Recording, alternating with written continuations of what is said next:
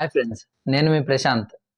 ఈరోజు మనం ఒక గొప్ప టాపిక్ని డిస్కస్ చేయబోతున్నాం. వీడియో చివరి వరకు చూడండి. లేట్ చేయకుండా టాపిక్లోకి వెళ్ళిపోదాం.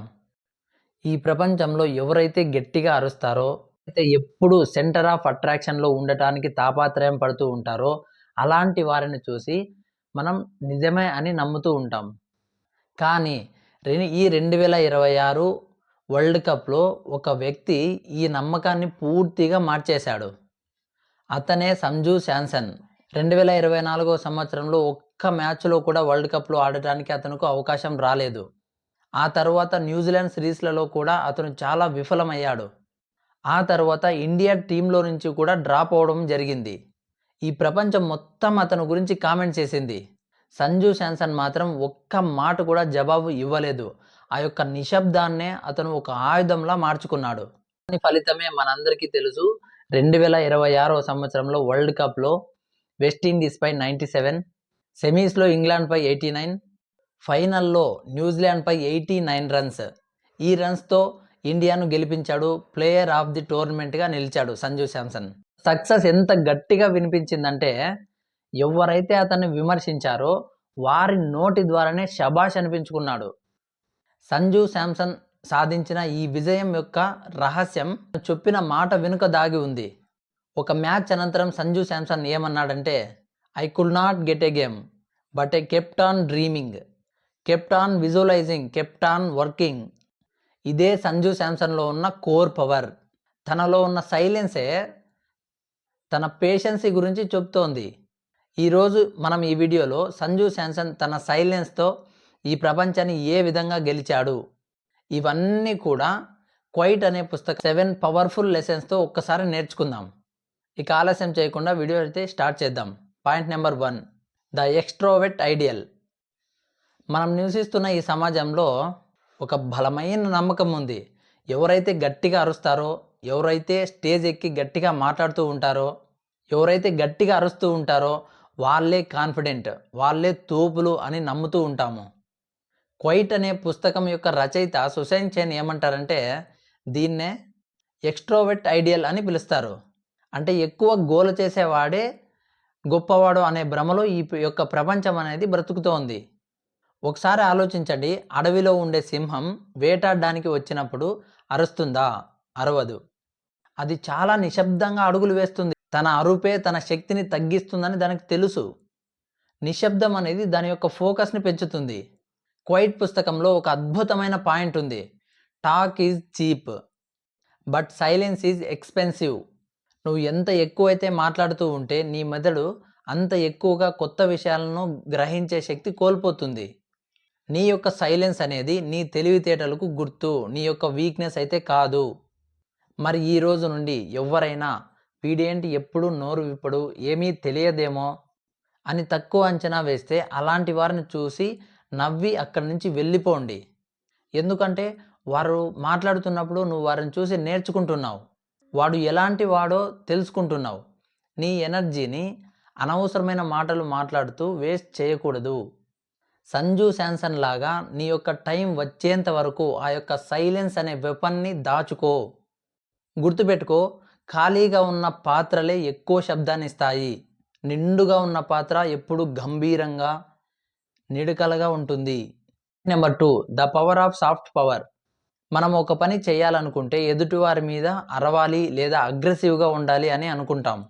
కానీ సుసైన్ సెన్ ఏమంటాడంటే, a shy person quietness is a not a sign of weakness but a sign of strength. దీన్నే సాఫ్ట్ పవర్ అని సింపుల్గా అంటారు. ఒకసారి నేను చెప్పేది ఆలోచించండి.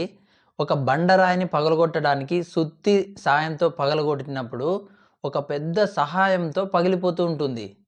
అలా కొట్టినప్పుడు అది ఎవ్వరికీ పనికి రాకుండా అలా ముక్కలైపోతూ ఉంటుంది.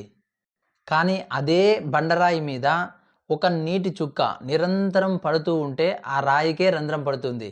చాలామంది వాటర్ గన్స్తోనే ఆ రాయిని కట్ చేస్తూ ఉంటారు, వారికి కావాల్సిన షేపుల్లోనే. హ్యామర్ ఎప్పుడూ సౌండ్ చేస్తూనే రాతిని ముక్కలు చేస్తుంది. కానీ నీటి చుక్క అనేది రాయికే రంధ్రం చేస్తుంది.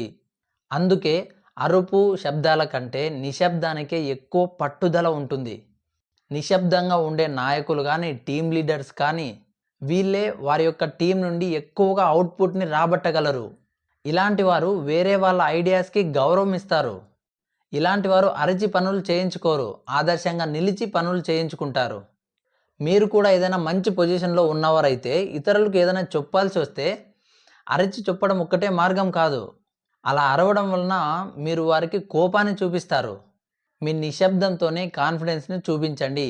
ఎప్పుడైతే మీరు తక్కువగా మాట్లాడతారో మీరు మాట్లాడే ప్రతి ఒక్క మాట మీ వాల్యూని పెంచుతుంది. నీ పనిలో క్లారిటీ అనేది ఉంటే నీవు అరవాల్సిన అవసరం లేదు.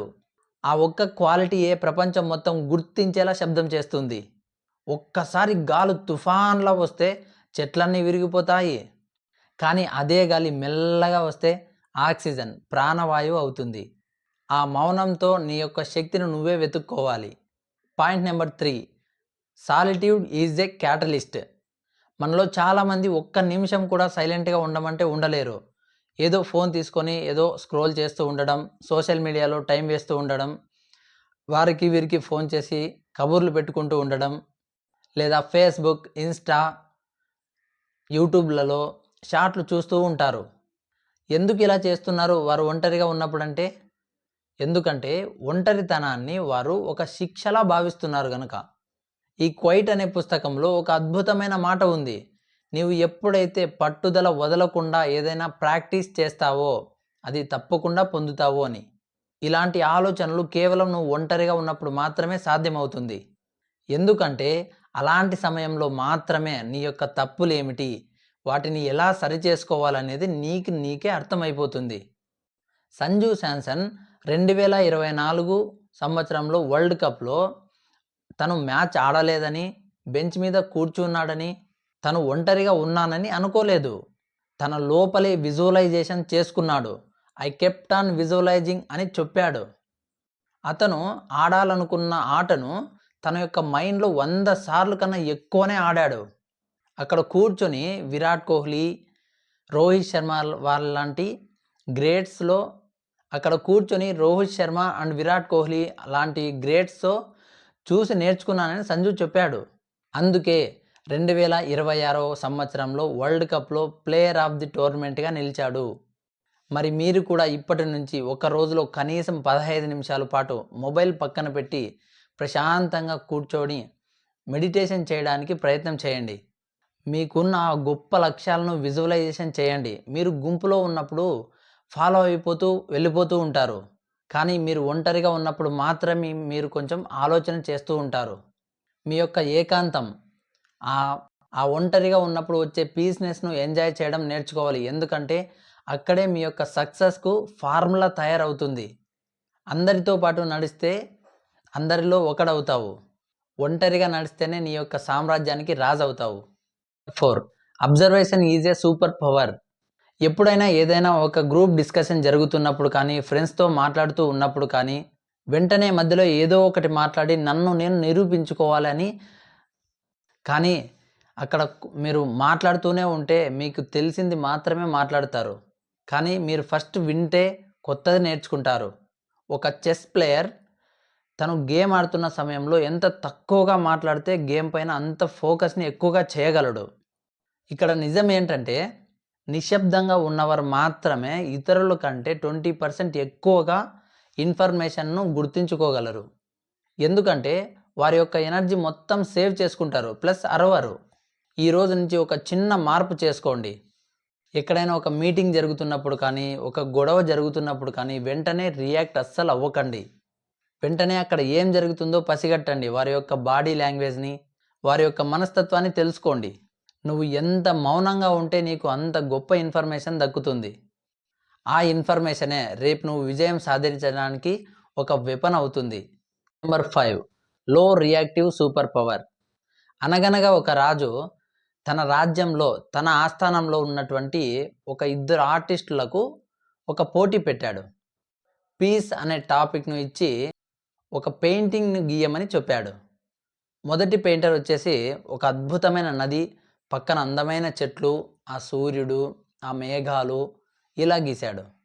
ఈ పెయింటింగ్ చూడ్డానికి చాలా ప్రశాంతంగా అనిపిస్తుంది కూడా. కానీ రెండవ పెయింటర్ గీసిన దాంట్లో ఏముందో తెలుసా?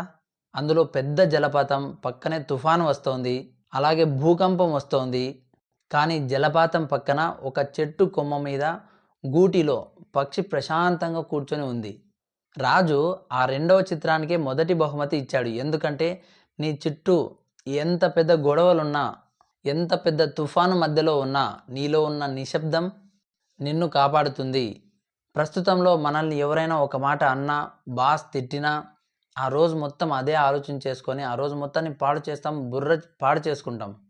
కానీ నువ్వు ఆ యొక్క పక్షిలా నీ చుట్టూ ఎన్ని పరిస్థితులు ఉన్నా, ఎలాంటి పరిస్థితులు ఉన్నా నీ మనసు అనే గూటిలో ప్రశాంతంగా ఉండటం నేర్చుకోవాలి. Point number 6, practice in the shadows. ఒక గొప్ప సింగర్ కానీ, మెజీషియన్ కానీ, పర్ఫార్మర్ కానీ స్టేజ్ మీద పర్ఫామ్ చేయాలి అంటే తను వెనక గంటల తరబడి ప్రాక్టీస్ అనేది ఖచ్చితంగా ఉంటుంది. నీ లైఫ్లో కూడా నీ యొక్క స్కిల్ను పెంచుకోవాలి అని అనుకుంటే అందరికీ కనిపించేలా షో ఆఫ్ చేయడం ఆపేయండి. ఎవ్వరికీ తెలియని చోట, ఎవ్వరు చూడని సమయంలో నీ మీద నువ్వు వర్క్ చేయాలి. నీ యొక్క విజయం అనేది ప్రపంచానికి వినిపించాలంటే నీ యొక్క సాధన, ప్రాక్టీస్ అనేది అంతే గట్టిగా ఉండాలి. Point number 7, the రెస్టరేటివ్ niche. అంటే నీ శక్తిని నువ్వు తిరిగి పొందేటందుకు ఒక ప్రశాంతమైన ప్లేస్ అంటూ నీకు ఖచ్చితంగా ఉండాలి. అది నీ యొక్క పర్సనల్ గదిలో ఒక ప్రశాంతమైన ప్లేస్లో కూర్చోవడం కావచ్చు, పనుకోవడం కావచ్చు, ఒక చెట్టు కింద కూర్చోవడం కావచ్చు, నదీ ప్రవాహంలో సైడ్లో కూర్చోవడం కావచ్చు. మనం మౌనంగా ఉన్నప్పుడు మాత్రమే మన యొక్క మైండ్ తనను తాను రిపేర్ చేసుకుంటుంది.